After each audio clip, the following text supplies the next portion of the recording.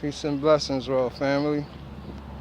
Sun is up, it's shining hard. Before we go any further, we're gonna get some of this sun. I was looking at my arm, right? You see I got two circles on there, one right there and one there, if you can see them. It's three. It's nothing there too. It's not like it's some funny shit, but I got three of them and one on my thigh. It just popped up out of nowhere. Let's get some of the sun, man, before we start anything. It's beautiful. Am I getting it in there? I hope I am. We have to do some sun staring. That's where we get our energy from.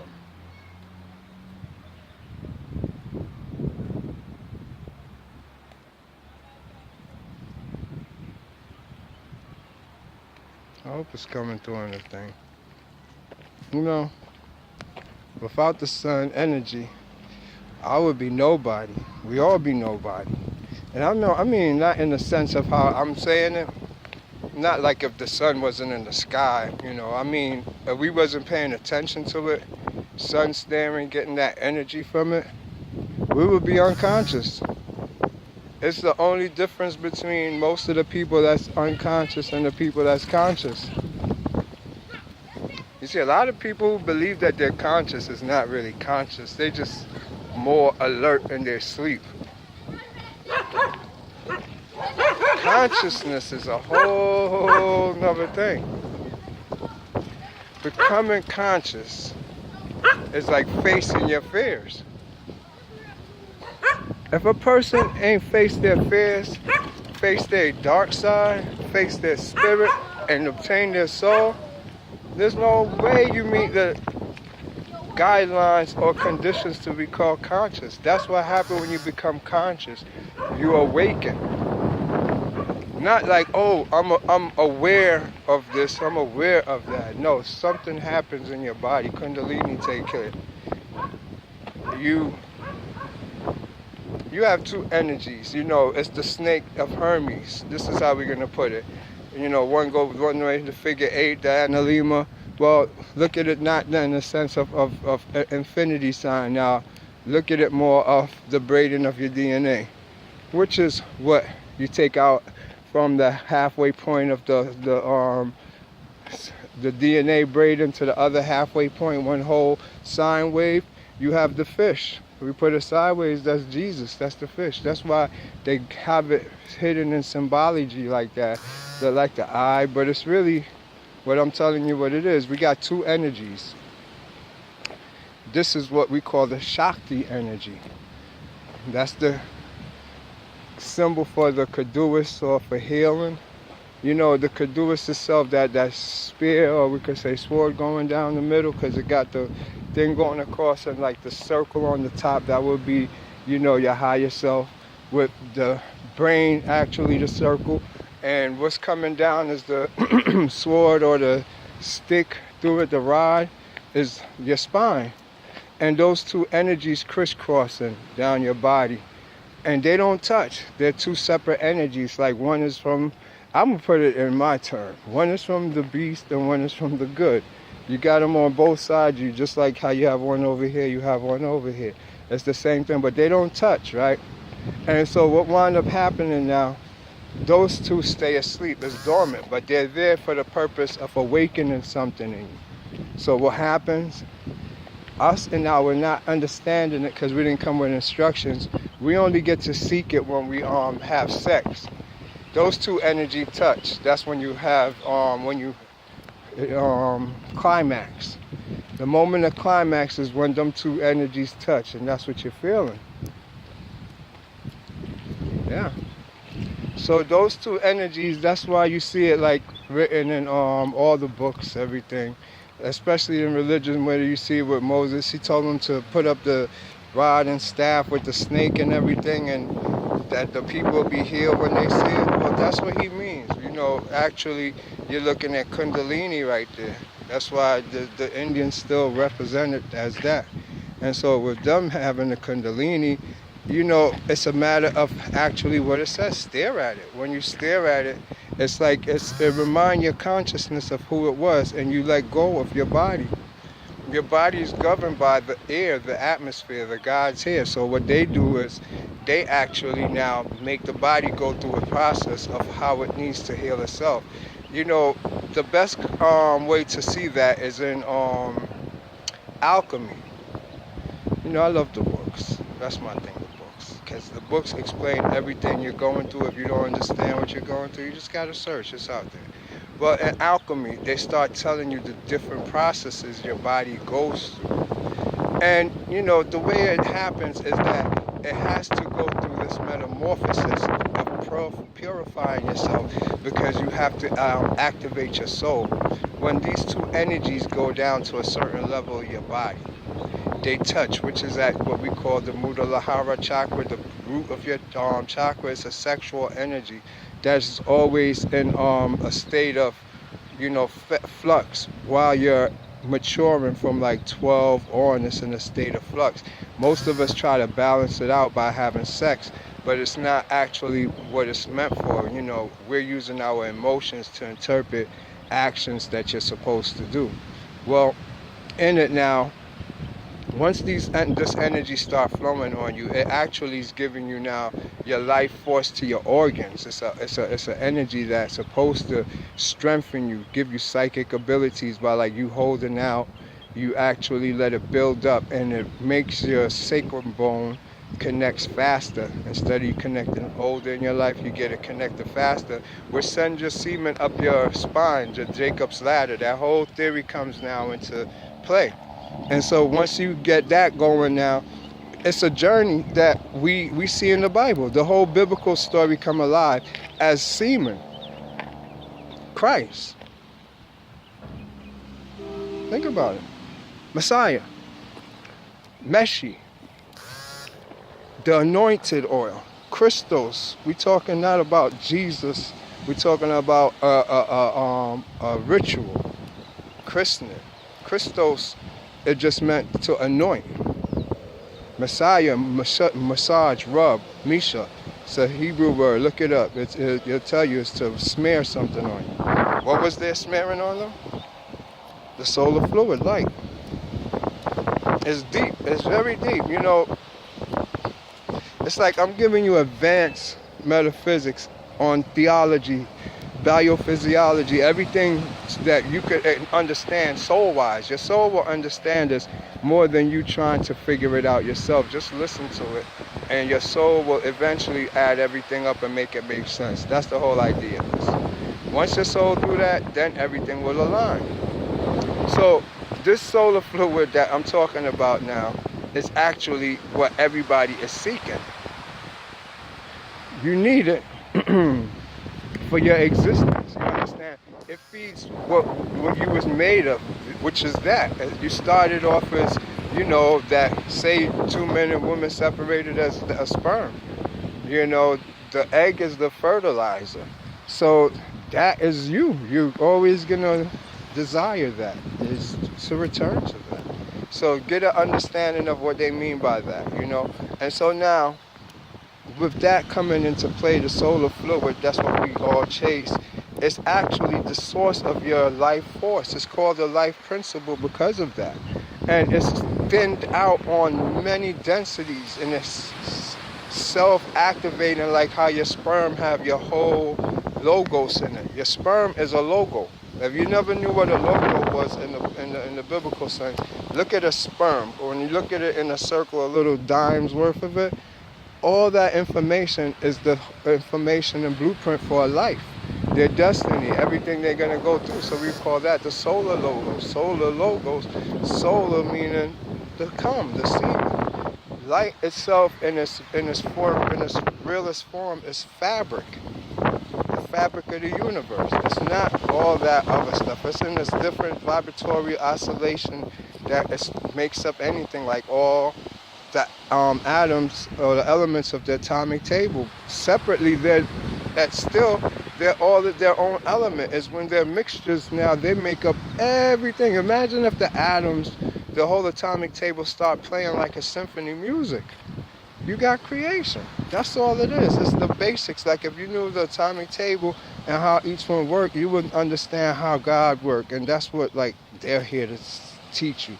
how the knowledge of God, the mind of God, how all of this works, and not be superstitious. Once you're able to understand that part, then you'll be able to come back to your reality and not listen to what people say with their words, but know them by their nature, by what God showed you, by how he revealed to you the secrets of his whole inner working through the crystals, the semen, the same thing that you chase after, which is what this is really about. So now that you realize those two Hermes symbol, Ida and Pingala, opposites. They're a man and a woman, male and female, that want to have sex. They're the twin flame you see in your mind. They connect to one the pituitary brain and one the pineal. And when they're not connected, it's like they got a space in between them and they're trying to reach each other, trying to get to touch each other. All the time they're trying to touch each other. Those are our vortex points. Once them two touch when we have sex, it's like they can't stop. You know, sex is actually more powerful than an atomic explosion. An atomic explosion is what happens when you impregnate a woman. Believe it or not, look and do your research. That sperm, when it touches the egg, makes an atomic explosion. Now, when you're talking about sexual explosion, that's even way more powerful because it's not an explosion, it's an implosion. Ooh, this is deep. This is deep. So implosion. See, when you go in an implosion, you're going into space, Cyrus, the real world. You start seeing entities and beings around you. You just, how is that? Let me see. You're in the outside of the balloon on top of the crust. So what do you think? You dig and go down? No. You implode into yourself. I-N, that word is in. Intuition. Insight. Inspire. Inspiration. Imagine. All inside. So you got to realize that's the key to this. If you could tap into that without sensation being pushed up on you, because then you didn't really want to tap into that. You tap into it because something made you do it. You can't do it because something made you do it. You have to do it because you want to do it. That's create, to be a creator, to create something. If not, you're copying something. All right. It's solar logos, man.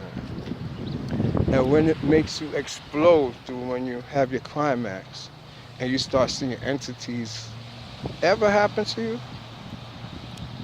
It don't mean it has to happen to you. That's why I'm asking. This is important. Why?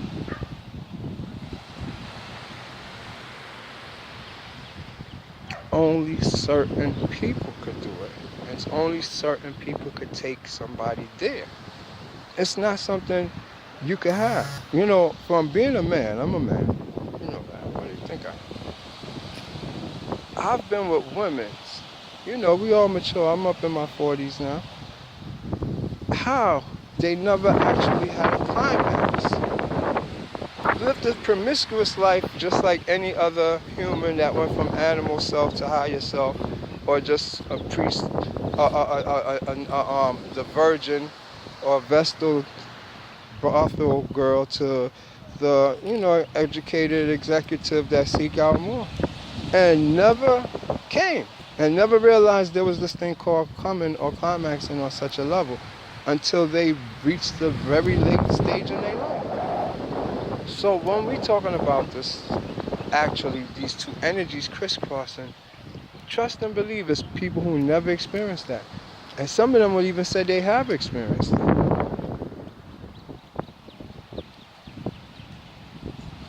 That's something to think about. Because I'm not telling you something that, yeah, I experienced it. Don't jump so fast and say, yeah, you experienced it. Yes, it does work like that. Don't get me wrong. And everybody should and is supposed to. What I'm saying is for the few that haven't experienced it, understand it's not unnatural not to have experienced it. It's more natural to have not experienced it. Why? A lot of us pick upon demons to be with us in relationship. I have to use it in the sense of how the gods teach it to me. Because we don't individualize a person, just like how they be like men's is dogs and all that. So in the world of, like, say you never was in control of your emotions, in control of your desires, your mind, you're demon. Because when you go into an unconscious state of sleep, you leave yourself susceptible to any spirit, any entity to enter you and be you.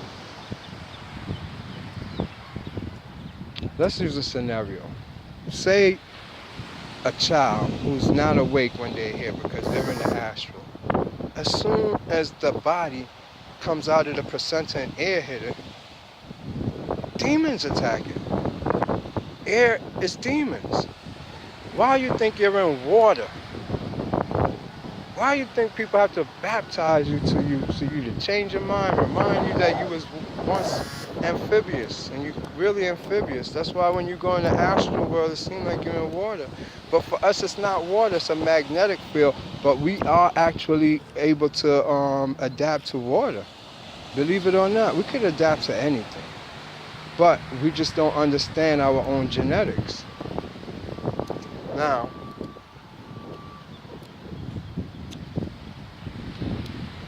this solar fluid, right, the water and everything that we're talking about, and us adapting to it, it's like, if we don't understand what's going on with ourselves and how our body works, we're not able to be able to take this journey and understand everything in fully. You know, you're in water. Everything is water. This is different density of that same fluid. And the same fluid is light. It's all light. Just calcified on many different levels. So now, when air hits it, air, we never really question it. Air itself is not air. H2O. Everything is alive here. If you're not born or given the gift to see that the world is not dead, it will look dead to you, or how the government and how you was educated to see it. I do believe in them expressing us, telling us how it is, we believe it, and it's not actually as true. It's more that we actually see it the way they show it to us, or they define it to us. But when you redefine yourself, reconstruct your mind, those is what actually is being unveiled to you. And it seemed like a sort of mind control we're all under, until we actually stop running with the group, stop being a part of the pack, posseing up, over socializing. These is like animalistic traits, because animals run in packs. We're human beings. We're supposed to be higher than animals. We're deity, meaning we was born by ourselves and we're going to die by ourselves. Our journey is to deity. Every one of us come from our own dimension, sent here by our spirits around us, fighting the air gods that's trying to influence our thoughts. And once you become conscious of this, then they show themselves to you and they try to help line you up. They've been aligning you up, but you just wasn't conscious of it until something really go bad. And then you pray to them and be asking, please help me, I will never do this again and all that. Then they help you and straighten it out. Then you turn on them and go your own way again. That's love and peace. And so for that, that's why you have this disassociation of your spirits and your soul from yourself, because of these covenants that you make that you break all the time.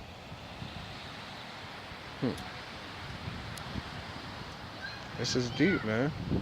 So back to now, this whole astral thing. Let me go, because I go in so many directions. They'll come back around to me. All right. So now that once we understand how these two energies influence us, that's basically how the energy work, and what's the process when them two energies touch, that these things happen to us. So now when we realize it and we're able to conquer our desires, conquer our fear, it's the same thing as when you have this overwhelming desire and you can't control it through anxiety when somebody's questioning you, when you're being pulled over by the police, when you're doing wrong, or just under circumstances you're afraid. You take a breath. When you take this breath, it changes the rhythm of your breathing. Why? When you breathe in at a set rhythm, you're breathing in this, back to these spirits, the demons, the spirits in the air. Air is spirits. And so when you was breathing in them all the time unconsciously, they're killing you. They're attacking you. They're your thoughts. They're everything. As long as you're unconscious, they was you. From that, you took that first breath as a baby when you came out the placenta. That's who entered you, them. Not you. You coming now. If you could get them out of you. Later on, as you grow with them, they become united with you. They first be like them little friends you see. You're talking about you have invisible friends as a little child, and you see them playing with them entities and all that. They unite with the body and become their desires, their little lion ways, their little ego tragedies of today. The look at me's, the poor me's, the all about me's, the Romeo. You know, it goes on and on. This is all ego strategies, but what we get them from is from our air influence our mind. So like I told you about taking that breath when somebody asks you a very important question and you have to think, you take a breath first. That breath is the same breath that quiet down those spirits, and then you jump up from your stomach to your higher self that I teach you in exercises. Pay attention to yourself. Even under any stress situation, even when the kids get on your nerve, before you smack them, you take a breath. It's a natural thing. Once you analyze this and you see it for yourself, you know that the breath is the cause of everything. There's many books written on it, many exercises to help us with our breathing. Because if we continually breathe at the same rhythm, it kills us. It speeds up our life, our death, maybe by 10 years, 15 years. By changing the rhythm of your breath when you're sitting and you're conscious of your breathing at a very low pace, it saves you. You're bringing in more what you need, CO2 and prana. You live off of prana. Prana is not in the air. Prana circulates differently. It's a whole different system. That's that life force sexual energy I'm telling you about. Our reason for using air is to circulate it. It's just to circulate it. It's not actually we need the air to breathe. And I'm not saying don't breathe. I'm not even telling you to change your breathing. I'm telling you the cause of things. Pay attention to it. So now, on that note, right? Once you realize the air is more than what you think it is, it makes everything a game changer with our own perception of our reality. So, when we're talking about the air and we're talking about beings and we're talking about all this that is going on in our reality, it all comes into a whole big collage. It's hard for you to see everything that you're supposed to be as a soul, with your spirits, because these other forces govern in the body, and they hold the body to its external desires. Once that happens, that Ida and Pingala energy don't exist. Your soul don't exist. The path you're on as that semen that had the logos of your destiny in it is no longer void. It's dead. So it's a big journey to awakening. You have to awaken now. So when you do awaken, it's the same like that climax when you're having sex. It feels like that without you having sex. You'll feel that on a constant basis. You feel tingly sensations, your head moving, just a euphoric state. You'll see images when you close your eyes of DMT and lights and neon colors, beings. This is now, you're seeing more of the visible light spectrum. When you only have the lock on you, Tony, just that you see into the regular light spectrum, our visible light spectrum, I meant to say that you're seeing the whole electromagnetic spectrum, I meant to say, not the visible light spectrum, because I meant to use it now. The visible light spectrum is all we're, as an unconscious person, subject to seeing. But once you awaken and your third eye now connects, this is when you're able to see the whole electromagnetic spectrum. You're more electrical, you're digital.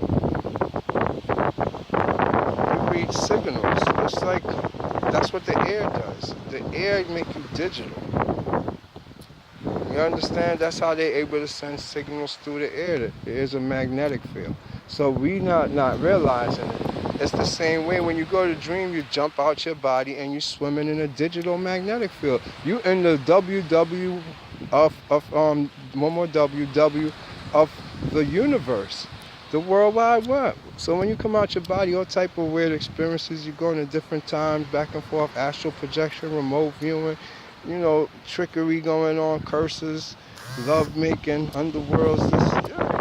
You're in that. This is what you really are. If you can understand that concept, nothing should surprise you. You live in a mystical world. But only people who get to experience this mystical world is the ones who connect their third eye through those two energy that rise down the Caduace.